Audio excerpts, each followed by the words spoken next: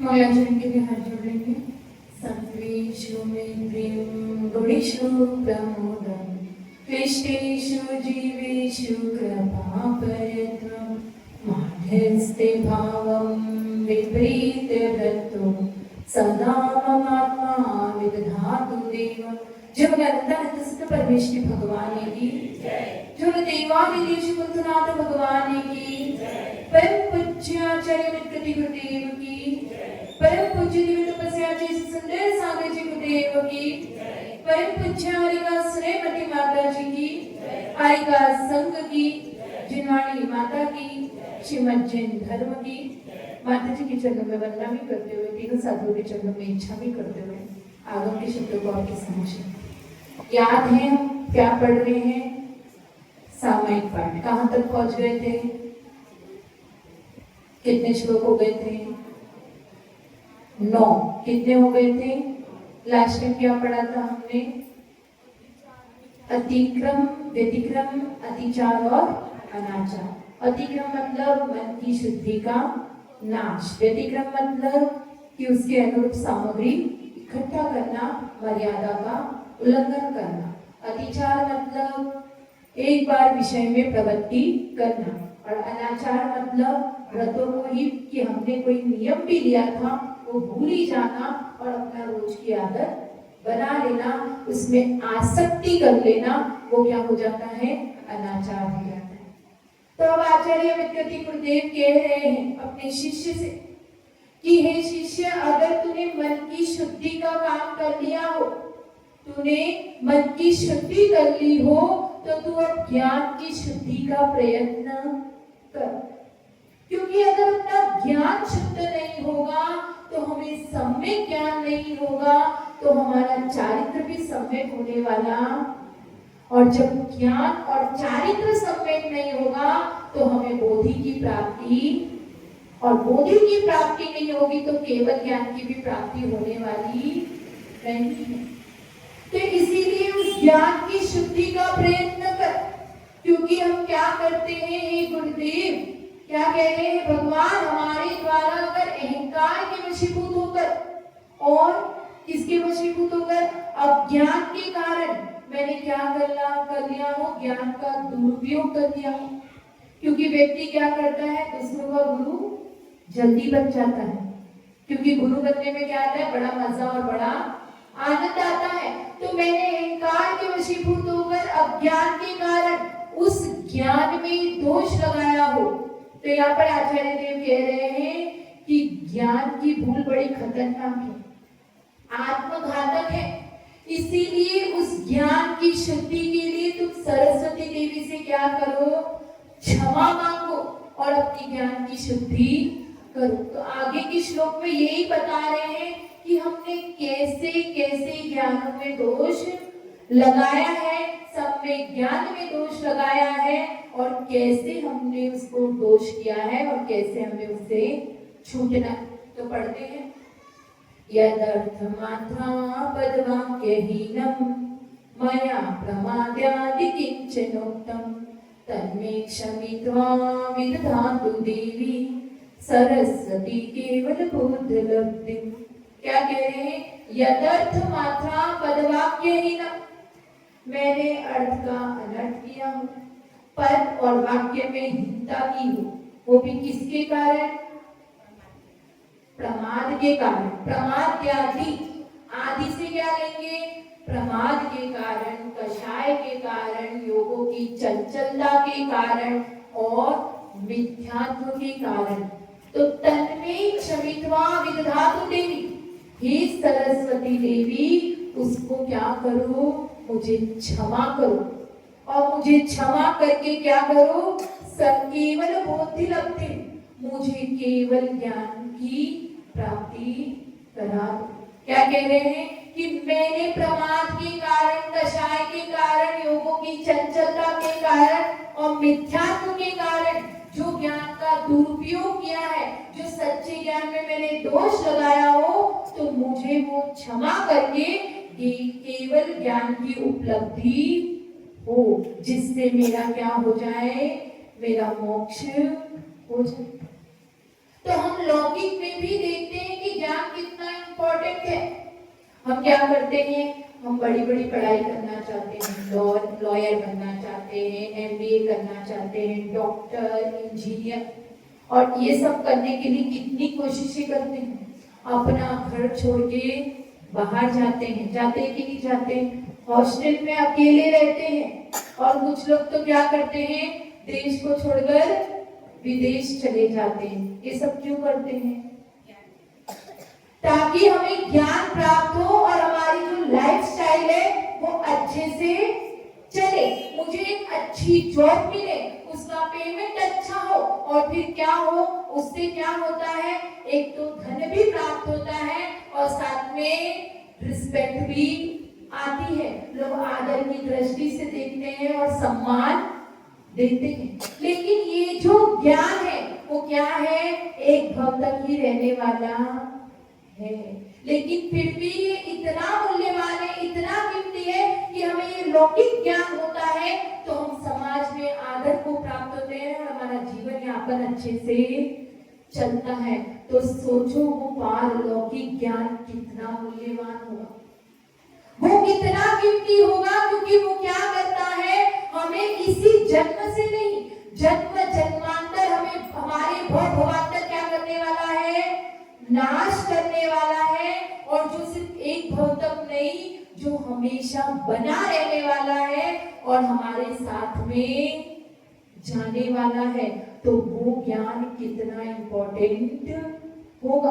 तो आचार्य वेंकटी गुरुदेव उसी पारलौकिक ज्ञान की बात कर रहे हैं, उसी ध्यान की बात कर रहे हैं कि तुम उस ज्ञान की शुद्धि का प्रयत्न करो, क्योंकि वो ही तुम्हारी जन्म जन्मांतर भवांतर नष्ट करने वाला है। तो यहाँ बताया यदर्थ मात्रा पदवाक्यहीनम, यदर्थ मैंने अगर अर्थ का अनर्थ किया, कैसे करते हैं मन अर्थ का अनर्थ, क्या करते हैं कि कोई शब्द लिखा है, हमें अर्थ आता जाता नहीं है, तो क्या करते हैं, हमने पढ़ा और वहां पे कुछ का कुछ अर्थ निकाल कर लगा लिया, तो मैंने इस तरीके से अर्थ का अनर्थ किया हो। जैसे कि क्या है, कोई है ना क्या करता है, जिम्मानी की अवज्ञा कैसे करता है कि कोई बच्चे का नाम महावीर है, ठीक है, तो मजाक मजाक में क्या बोल दिया अपन ने उसको कि हे महावीर भगवान इधर। तो हमने क्या किया, जो ऊपर की उपमा थी, जो उच्च पद पर स्थित है, उसको नीचे से तुलना कर दी। और क्या करते हैं कि कोई अखबार पढ़ रहा है, न्यूज़पेपर पढ़ रहा है, तो हम पूछते हैं कि क्या कर रहे हो, तो वो क्या कहता है कि मैं स्वाध्याय कर रहा हूँ। जबकि स्वाध्याय किसे कहते हैं, जिसमें आत्मा का हित हो, जिसमें आत्मा का भला हो, उसे क्या कहते हैं, स्वाध्याय। तो हम ऐसे स्वाध्याय शब्द का अर्थ का अनर्थ करते हैं। इसमें एक अच्छी सी स्टोरी है कि कैसे अर्थ का अनर्थ करते हैं। एक वैज्ञानिक था, मनोवैज्ञानिक व्यक्ति था, तो उसने क्या किया, स्कूल खोला। तो अब उसने सोचा कि बच्चों को कभी मार पीट के पढ़ाना नहीं चाहिए, उसे प्यार से पढ़ाना चाहिए।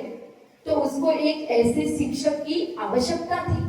तो उसने क्या कहा, एक इंटरव्यू डाला, एक पेपर पे एडवर्टाइजमेंट डाला कि तुम मुझे एक ऐसा शिक्षक चाहिए, एक ऐसा सज्जन व्यक्ति चाहिए जो कि क्या हो, प्रेमपूर्ण हो, क्षमावान हो और क्या हो, शांति प्रिय हो। क्या, जो शांति प्रिय हो, प्रेमपूर्ण हो और क्षमावान हो, ऐसा व्यक्ति मुझे मेरे स्कूल के लिए शिक्षक के रूप में चाहिए।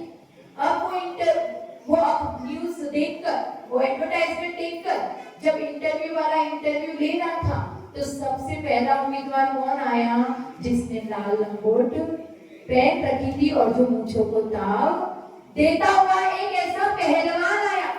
अब उस पहलवान को देखते ही वो इंटरव्यू वाले को डर लग गया। उसने पूछा कि भाई साहब, आपने सही तो पढ़ा ना, अखबार में मैंने क्या लिखा था उसको ध्यान से पढ़ा? तो वो कहता है कि मैंने पढ़ा तभी तो मैं यहाँ पर आया हूँ, नहीं तो कौन जानता है कि तेरे जैसे गीदड़ यहाँ पर रहते हैं। तो अब वो पसीना पसीना हो गया। अब वो शांति से पूछता है कि मैंने इश्तिहार दिया था कि जो शांति प्रिय हो, प्रेम पूर्ण हो और क्षमावान हो, वो मुझे चाहिए। तो तुम्हारे पास ऐसा कोई प्रमाण है क्या कि तुम्हारे अंदर ये सारी योग्यता है? तो वो कहते हैं, वो पहलवान कहता है कि एक नहीं, ऐसे सैकड़ों प्रमाण मेरे पास में है। तो फिर बताओ। तो सबसे पहला शांति प्रिय, मेरे पड़ोस में शांति नाम की महिला रहती है और वो मुझे बहुत प्रिय है, तो सिद्ध हुआ कि मैं शांति प्रिय हूं। अब आया प्रेम गुण। तो मेरे मोहल्लों में जो जो आता है कोई करने के लिए, तो मैं उसको मार मार कर भगा देता हूँ। और मैंने आज तक 20 सालों में 150 लोगों को मैंने मार मार के पीट पीट के क्या किया है, पहलवान बनाया है। तो इससे सिद्ध होता है मैं कितना अति मानवीय वाला व्यक्ति, और मेरे अंदर कितना वात्सल्य है कि मैं उनको तैयार कर रहा हूँ ताकि वो अपनी स्वयं की रक्षा कर सके। तो मैं प्रेम पूर्ण भी सिद्ध हुआ। अब क्षमावान, तो मैंने 20 सालों में 200 जगह जॉब कर ली है और हर जगह क्या हुआ है, मेरा वो दंगा, जो अधिकारी है उनके साथ में क्या हुआ है, दंगा हुआ है, लड़ाई झगड़े हुए, और उन्होंने अंत में मुझसे क्या कहा है कि मुझे क्षमा कर दो, आप कहीं और जाके जॉब करो। तो मैंने उनको क्षमा कर दिया, तो मैं क्षमावान भी हुआ। और बात रही सज्जन की, तो जब तूने मेरे से ये सवाल पूछा तभी मैंने तेरा मुंह नहीं तोड़ा, यही मेरी सज्जनता है। तो ऐसे अर्थ का अनर्थ करते हैं। शब्द लिखे कुछ है, अभिप्राय कुछ है, लेकिन समझते कुछ है। ऐसा क्यों करते हैं? क्योंकि शब्द लिखे हुए हैं, जो शास्त्र है वो तो क्या है, मौन है। उसको तुम जैसा पढ़ोगे, जो जो पढ़ेगा उसकी जैसी बुद्धि चलेगी, वैसे वैसे वो उस अर्थ को ग्रहण कर लेगा। क्योंकि शब्द तो तटस्थ है, वो पढ़ने वालों से ये नहीं कहेगा कि तू रुक रुक, इसका ये अर्थ मत लगा, इसका अर्थ ये है, वो कहने वाला नहीं है। क्योंकि शास्त्र कैसे, पानी तेरा रंग कैसा, जिसमें डालो वैसा। तो जिस तरीके से पानी को आप गर्म कर लो, ठंडा कर लो, उबाल लो, फ्रिज में बर्फ जमा लो, कुछ भी कर लो, उसे कुछ भी, उसमें नमक डाल दो तो खारा, मीठा डाल दो तो मीठा, वो कुछ का क्या है, वो तो उसका स्वभाव जैसा है वो वैसा है। जो जिसमें डालोगे उसको परिवर्तित हो जाता है। उसी तरीके से शास्त्र है। तुम अगर पंथाग्रही की शराब पीकर उसको पढ़ोगे, एक अपने मन में थॉट बैठा दोगे कि ये पंथ से मैं इसको पढ़ूंगा, तो क्या होगा, आप वो का वही अर्थ निकाल लोगे। क्योंकि एक शब्द के हजारों अर्थ होते हैं। जैसे गो शब्द है, गो का शब्द का क्या अर्थ होता है, गाय भी होता है और वाणी भी होता है, और एक इंग्लिश में क्या होता है, जाना। एक कनक शब्द है, कनक का मतलब होता है गेहूं का आटा, धतूरा और सोना। तो शास्त्रों में आचार्यों ने अपने अभिप्राय से क्या लिखा है, अब 3-3, 4-4 अर्थ एक शब्द के लिख लेंगे, तो उस जगह पे हमें क्या फिट करना है, इसका ज्ञान हमें है क्या, नहीं है। इसलिए आप कोई भी ग्रंथ पढ़ लो, उसको अपनी बुद्धि से अर्थ लगाओगे तो सारा क्या करोगे, मिथ्या ही ग्रहण करोगे। इसीलिए आचार्य देव कहते हैं कि ग्रंथों को गुरु की साक्षी के रूप में पढ़ना है, गुरु के मार्गदर्शन से उन ग्रंथों को हमें पढ़ना है, जिससे हम समीचीन अर्थ तक पहुंच सके। किसे कहते हैं ज्ञान? ज्ञान शब्द की परिभाषा तो मैंने बताई। किसे कहते हैं ज्ञान? सम्यक ज्ञान। और इतना टाइम नहीं है कि मैं क्वेश्चन आंसर करूं, मैं बताती हूँ। जिससे तत्व का बोध होता है उसे क्या कहते हैं, ज्ञान।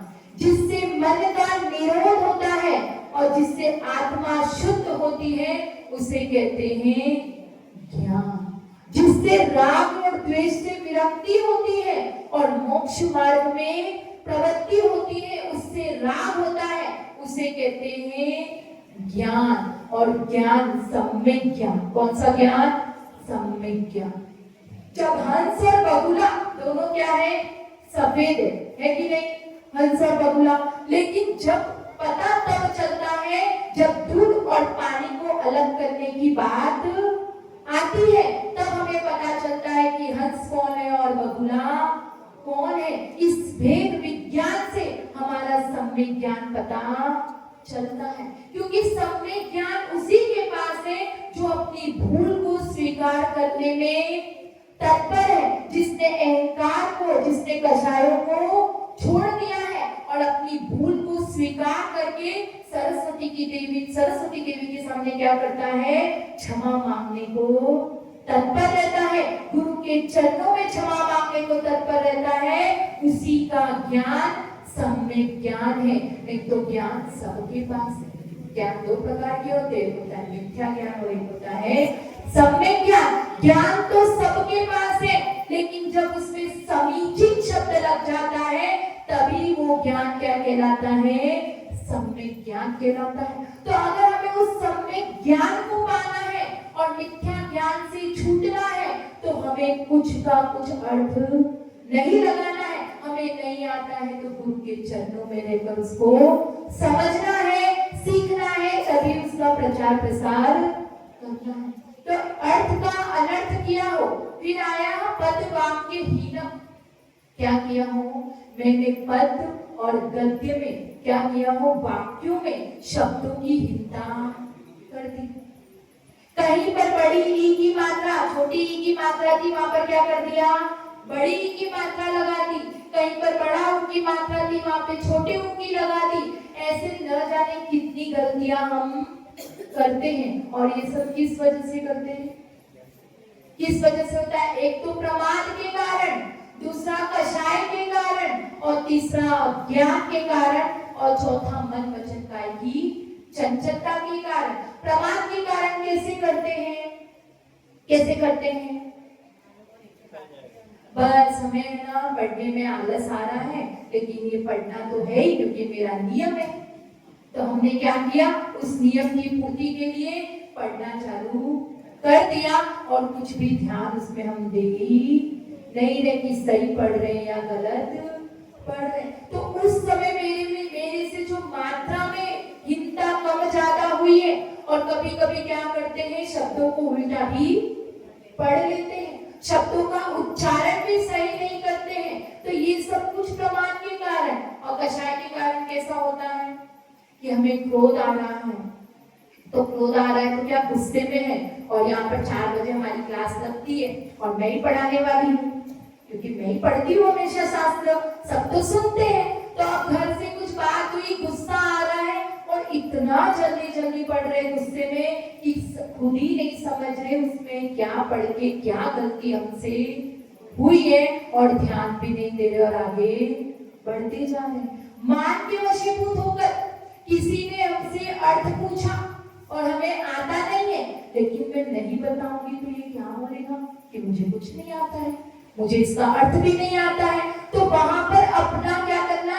अपना सम्मान, अपने झूठे अहंकार के कारण हम उस शब्द का अर्थ गलत बता देते हैं। हमें पता नहीं है, लेकिन फिर भी अपनी बात रखने के लिए गलत बता देते। और कभी कभी कोई सामने वाला हमें बता रहा है कि ये चीज ऐसे नहीं ऐसे पढ़नी है, तो क्या कर रहे हैं? तुझे बहुत आता है, मुझे आता है, तू रहने दे, ऐसे ही पढ़ते हैं और फिर उसको करेक्ट नहीं करते हैं।